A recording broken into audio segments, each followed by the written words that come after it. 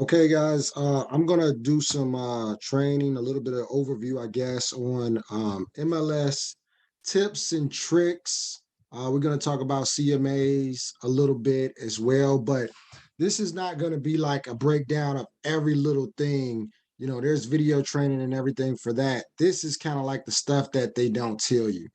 Okay, so one of the first things that I use that's very important to me is going to be your favorites, right? So if you look over here, your client favorites section, that's very important because when a client clicks on a property, you want to be able to see that they clicked on it. If you don't have this window here, you don't really know because you don't get a notification from the MLS. So here is where you can log in on a daily and see where that's at because it's not there by default. You have to add it. How do you add it? Let's go over here to, I think it's settings. Let's see, scroll down settings. We go to modify home page layout. And at that point, you can choose your layout. I keep the original layout, but what I do is I add the client favorite from the bottom down here, right? And then once you hit save, now your favorites are there, right? So that's perfect, right? I use these especially when I'm going on showings or anything like that. MLS tends to like to log you out. So it's easy when you can log back in and just click the client's name, go straight to their dashboard, and then you can see all of the properties that they have favorited. Okay. Now, while we're here, I want to show you something else. Most people don't know this, but when you're setting up showings, you want to make sure that you're showing the properties in the proper route. You don't want to take someone on one end of the town and come back to the next. And doing this on Google Maps can be very difficult. So let's say you had a couple properties you wanted to show the clients. You would click on the properties, right? Click on these boxes for each property that you want to show. Okay.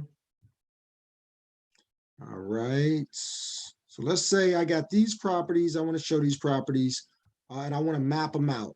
Then you're going to go up here and you're going to click this little car. When you click on that car, it's going to pull up the properties on the map. From there, you can route your properties out. If you want to start from the north end or you want to start from the south end, and then you want to work your way through each property so you're not bouncing all over the place. Especially if you got some over here in the suburbs, etc. You want to map your route out, and then you'll know where you can start and pick up with the next client as well. Do I start from the south because I want to end on the north or vice versa? Here, this one is orange, is number 3 and 5, because if you look at number 3, it's on Chestnut, and number 5, Chestnut, same building, different apartment numbers, is letting you know you got two properties right there in the same location. Up here, if you zoom in, you'll see this one here is it's a bit, they're a bit close to each other, so they're like right there, so you got to look closely, okay, until you zoom in. All right, so that's a feature right there that's very important to know how to use so that you can map the properties out. Now, this one is a little tricky. What if you wanted to look at properties number 1, number 2, number 4, 5, and 6, but you didn't want to look at property number 3. You didn't want to look at unit 1805 on Chestnut, right? So that's number 3, right? But when you go to your map, when you take that one off, you would think that number 3 would not show, right? But when you go to your map, you still have a number 3, and it's not that property on Chestnut. It's a property on Michigan, right? So it's kind of confusing because, see, what I like to do is, and let me close this. What I like to do is I like to print this list out. I might write codes on it or something like that, notes or something like that. Sometimes if I'm printing this list out, and it's confusing if I got a number 3 here that I don't want to show, but on my map, I got a number 3 and I may end up writing stuff here. So this is what I do. Let's say I want to remove, I want to get everything up to the top, right? Let's just say, for instance, I do want to see number 3, but I don't want to see number 5, right? So I don't want that issue to happen. And I want to get rid of number 5, but I don't want to delete it because this may be a property that my client wants to look at later. So I don't necessarily want to delete it, but I want to structure my map according to my list, right? So this is something you can do. You can take the one that's on the bottom and move it to the top. How do you do that? Because you can't drag and drop, which would be make a lot of sense, right? So this is the trick that I learned. Click on this little pencil, go over here to your notes section. You can type a note if you choose to, but you don't have to, but just get that cursor in the notes section. Hit OK. Now watch what that says, 5445 North Sheridan. That's number 6, but watch when you hit this OK. It just jumped up to the top. So now I don't have to worry about this last one, number 5, which is now number 6. I can just click on my 1 through 5 and then click on my car, and then it will map everything out, and the map will be the same as what's listed right here, and it doesn't confuse me, because believe me, it will confuse you. Okay, so you kind of see how that works right there. So a nice little tip that I learned, how to shuffle these properties around to make them match the map, right? Let me see what else we can go to. Going back to the home screen, something that you may not have known. Let's see. I guess we can go into additional information. How about we do that? So let's go to, watch this though. I want to show you this since I thought about additional information. Watch when I'm in my favorites. I click on a property. Typically, there's an additional information right up here to the right. It's not there. For some reason, it's like a flaw in the system that if I click on a property from from my favorites, it will not show additional information.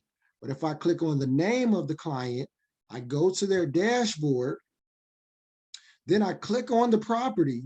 Now the additional information is there. That's something that I feel like is a flaw in the system. And you know, you might be looking for that and like, where's that at? And I just can't find it. And that's why, right? This is where your property disclosures will be listed. If the agent have uploaded any property disclosures, they'll be right up here. They'll be like the first ones, options that are here. But this agent has not uploaded any disclosures at this point. But I like this one right here, listing and property information. So here you can see, and actually let's go back. Let's go to one that is a property that's for sale, right? So let's click on this, that's a rental. Let's click on this one. It's a property that's for sale. Okay, a condo that's for sale. Okay, so look, additional information. This one has the disclosures, so that's good. You can see that, right? Let's go to listing and property history. So here you can see what's been going on with the property on a market, total market time, 324 days right here, right? And then you can kind of see what's been going on with it. So on 7/30, it was a new listing. And then, you know, on 8/5, you know, it's 2021, it was still showing active right there. Um, let's see, 2017. What happened with this property? It's still saying active, so I guess that's the last history there. Since then, it's been active, and it's on market for 324 days. Okay, so here, that was an active status. Here, this one was canceled. You can see it went on the market on 2/7. Then it was canceled on 7/27. Then they brought it right back to market on 7/30. So you can kind of see what the history is, contingent, expired. So sometimes you'll see that they're sold, and you can see what the last sold price was, because you can see this goes back pretty far to 2008. It was pending. It closed here on 8/8 of 2008 for 169,000. They're selling it for a lot cheaper right now. Who knows what the condition may have changed, etc. But anyway, that shows you how to kind of look at the property history so you can know what's going on. You know why I like to really look at this property history too is because sometimes a listing will say new, but then when you look at it, it's not really new. It was canceled on 7/27, but then it came back on 7/30, right, as a new property. A lot of times listing agents will do that to try to get a new buzz around the property. It's the same listing agent, same property, same price. This one they did a price change. So instead of them doing a price change, they decided to reactivate it as a new listing and do the price change so it looks like it's new. But really it's the same property that they just did a price change on it.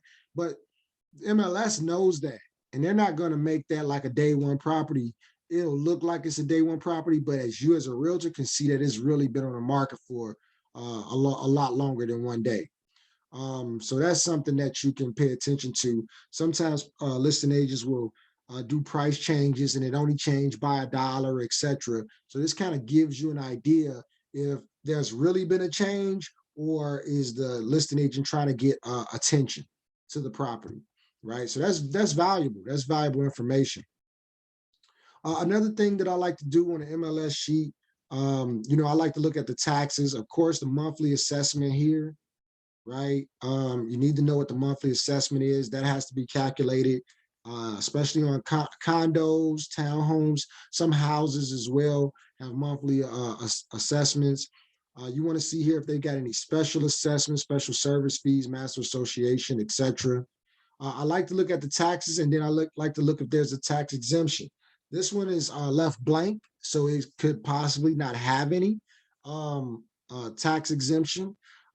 Remember that if a property has a tax exemption already, then it's pretty like a homeowner's exemption, then it's pretty much been discounted as far as the taxes go. But if it doesn't have a homeowner's exemption and your clients, this is going to be your client's primary residence, then they will receive a tax reduction in about a year's time, right? If it has a senior exemption, which is like the biggest discount, senior freeze, unless it's a veteran exemption where they're tax exempt, then that's the biggest discount where they're not paying any taxes. But a senior exemption or a senior freeze, that's a pretty big deduction. And if your clients, let's say taxes might say 1,000, taxes might say 500 a year, but if your client is not a senior citizen and they do not qualify for that exemption, then you can expect that their taxes will increase in about a year's time. Okay, but I like to click right here on the PIN number. The PIN number kind of gives you information about the property. You scroll down, you can kind of see what the taxes have been year over year. You can see, if it had any exemptions listed here, it would be there as well. So you can always get some good information when you click on that tax property PIN number. You can see the mortgage history as well and see what the mortgage looks like. What they owe on it, so what they purchased it for, so you can see like, okay, they put down a pretty good down payment, or they didn't put down much, what's left owed on it. It won't always be accurate and true to what's happening right now, but maybe it can give you a snapshot of what's going on, right? While we're here, you definitely want to know how to read an MLS sheet, so definitely go through all of this stuff, know where everything is located. If you're using your phone or if you got printouts when you're at a showing, it's really great to know where this stuff is at so you're not like looking all over the place. We're going to talk about sale terms, right? As well, because I want you guys to see like how to search and weed out properties using sale terms. And then we're going to talk about this check FHA eligibility too, because when you get into condos, townhomes, right, certain properties won't qualify for FHA. Now they can probably be approved eligible, and you go through like a spot approval or something like that, but those can be difficult at times. But maybe your client doesn't want to go through that. They just want to focus on, or maybe you want to focus on properties that are FHA, whatever the case may be, and you want to weed out what can qualify for FHA to make the process just a little bit more smoother. So let's jump to a search. Let's go to a search on a property. So let's say you're doing a search, right? You're doing a classic search right here. I like to make sure, and just so you know here, up at the top, you can categorize this by street address, MLS. I just do general. You know, I don't do it by MLS number or office number or anything. I keep it general. But then here, this is where you switch out if you want to do you know, 2 units, 2 to 4 units, mobile homes, multifamily, cross property, residential, cross property commercial, because there's different types of residential, single family condo, different types of commercial, or cross property all, where you can have an option to choose from different types of commercial and different types of residential. You know, if you have a client that's looking for one or the other, or maybe both at the same time, right? Of course, you want to weed out your search. Let's say I don't want to look at auction properties. I don't want to look at contingent properties. I don't want to look at temporarily off the market properties. I just want to look at these right here. I'll hit OK. I'll pick a city. Let's just say this first one, Addison. Okay, so we're gonna hit the OK for that. And then let's just say up to 300K. Okay, and then you can put in all your other information here as well. And then just to, so you can see this, if you just hit count, it'll just show you the properties that's there. If you hit view results, it's going to show you all the properties. This is something that I think you need to know. If you click in each box that you like, for the homes that you like, okay, and then you're ready to, you don't have to do them one by one. You can click on everything you like and then hit email, and then you can email the client, right, that you want to send those properties to. Okay, pretty simple. But I want to show you this right here. If you scroll down and you go to add/remove fields, type in sale terms. Okay, when you type in sale terms, you add it over here to your filters. Okay, you scroll down. This is a way you can weed out properties. Maybe you just want to search for FHA properties, because like I said, that can get a little bit difficult sometimes when you're dealing with the condos, especially, right? So that's a way that you can just focus in on those particular properties. And then what I was saying about, let me go back to a condo. What I was saying about the FHA eligibility, and I kind of said it already, but that's how you, why is my screen not moving? Okay, here we go. That's how you know if that property is eligible or not, or if you have to go through a spot approval. Spot approvals can be a little bit risky. If I'm doing a spot approval, I'm worried about the client spending money on appraisal. I'm worried about the client spending money on inspection. So, you know, if I'm going after a spot approval and it's been on the market for quite a while, then I may be saying like, okay, so like this one right here is yellow, right? It's not green, right? Condominium unit is currently not approved, but may be eligible for FHA loan through FHA single unit approval process. They call it a spot approval. I'm worried about them spending their money and finding out this loan can't get done. We may be trying to do appraisal up front before we may be trying to do processing, I'm sorry, before we even get into appraisal or home inspection, and try to, like, you know, make sure we can get this thing pushed through and like go through underwriting and stuff like that first. Okay. Let's see, what else can I show you guys that I think that you would be interested in knowing. Um, my tools. So here's your tools over here. One tool that I like to use, of course, is the CMAs, right? This is the green cloud. I think on the phone is blue, right? You want to run comps, and everybody always say, how do you run comps? Before we even get into any of that, I want you to go over here. You see right here, the drop down menu right up here by your picture, and it says learning resources. You've got videos here, guys. Watch the videos. Watch the videos. Matter of fact, over here, you have videos too, resources, right? You got trainings and stuff here as well for your MLS. So, you know, dig into that stuff and use the trainings that they have right here for you. That's one thing about me, is I always try to utilize whatever trainings that are available. I don't disregard those. Those are important, right? So these are some previous CMAs that I've run. Always run a CMA before you put an offer in on a house. That's my best advice to you. What I'll do is for the client info, I'll end up putting the address. You can put the client's name. I'm sorry, you can put the client's name, but I just put the property address. That's just my thing. Come over here, you put the address in here as well, right? It's gonna populate it,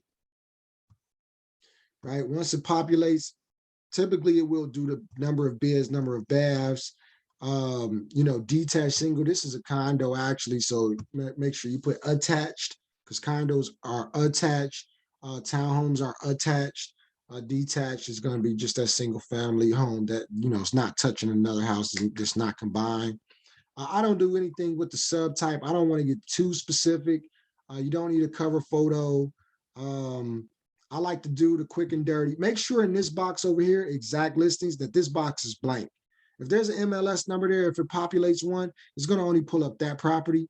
I'll do 20. I don't check this box. I'll do 20, and then I'll do 1 year, and then I'll do a property search. I'll do fetch listings after that. Right? When that comes up, when the properties come up, I'm really looking at, okay, what properties are, fit the criteria of the property that, I'm searching for. Some of these boxes will be checked and I feel like they shouldn't be. I'm not looking at, I'm unchecking anything that is active. I'm unchecking anything that is contingent, right? Active or contingent, because they haven't sold yet, right? But if they've sold, and then some of these boxes, they closed, they sold, they should be checked and they may not be. So you want to look at each property and see what it is. And then you want to start looking at the pictures on those properties as well, because you want to compare apples to apples. What does this property look like compared to the property that my client, wants to put an offer in on? And you can kind of see like, okay, if the price seems like it's about right, if it's comparable, or if it looks better, or if it looks worse, right? So without getting too deep into that, that's how I handle comps, right? And you want to look at that like 1 block, I'm sorry, like 1 mile radius, no more than 2 miles definitely, but that 1 mile radius is, a couple blocks over each way is going to be, really your sweet spot, because that's what the appraisers are going to be paying attention to as well. Another thing that I like to use is InfoSparks, right? So InfoSparks gives you a breakdown of what the market is doing, especially if you're going to listing presentations where you might be trying to sell someone's home and you want to do a presentation for them. This is where you can print out a lot of good information, or you can kind of just see what the market is doing, throw out some numbers. People love numbers. They love statistics. It shows you've done your homework, and that'll be really great. Also, if you click on Market View, because we are with EXP and we may be interested in, recruiting some agents or talking with some agents. And it always is good to see like, okay, what type of agent am I talking to, before I even jump on the phone with them. So you could actually insert their last name, first name, and then it'll bring up what their volume looks like. You can do previous month, or you can do rolling 12 months. And you can kind of see like what level of production that they're producing at, right? And just kind of try to get an idea of the type of conversation that that person may be needing to hear, right? Do they need to hear about training, or do they need to hear about how can I scale and grow my business and take it to the next level and expand, right? So InfoSparks is pretty cool. Definitely look at all the tools you have here, and use them as resources, all the resources, and really use and dig into those tools. But I wanted to show you all like just, some different things that you may not have known that can make the process easier. Of course, when you're searching for a property up here, you don't put the full address in. You're just going to be putting in the street number and the street name. You don't got to put West. You don't got to put the city and state and the zip, just the street number and the street name, and then the house will pop up. Okay. Market activity kind of gives you a brief idea what the market is doing, how many, new listings are on the MLS, how many price changes, you know, how many went under contract, you know, and then you can kind of like compare month to month, etc. Right. But yeah, this is going to be major, that client's favorites list as well. Um, that may be all. Oh, this is the listings where if you want to add a listing, putting listings on here. Once you got a listing under contract where you're going to sell a home for someone, it's pretty easy. It's a lot of fill in the blank. It takes some time to do it, but it's pretty easy. Reports. We talked about some of the reports. It's got a payment calculator here, but I actually use an app, a Zillow app for my payment calculators. Property flyers, you can make those as well. You know, kind of everything in here, but great resources. Oh, forms. If you have a dot loop, DocuSign, you know, digital platform signature, it'll populate forms for you. But if you don't and you want to fill out forms here, this is where you'll go. You'll go to the forms. You know, you can go to all fillable state and brokerage forms. My recent, you know, we use the multi-board residential 7.0 contract. This was an old contract that I wrote a while back, right? But that's where you'll find your contracts and you can fill those out there to kind of get them going. But I like to use third-party sites or, you know, even the digital signature platform we have at EXP for filling out documents. Yeah, pretty much just a crash course of things that they don't really show you. Oh, let me show you this really quickly. This is something that kind of got on my nerves right here.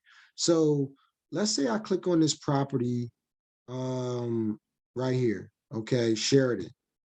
When I click on it, usually that additional information is at the top right corner, but it's not there because I clicked on it from my favorites. But if I click on the client's name, go to their dashboard, and then go to the Sheridan property, now it's there. And I got the drop down menu and I can get to everything that I need.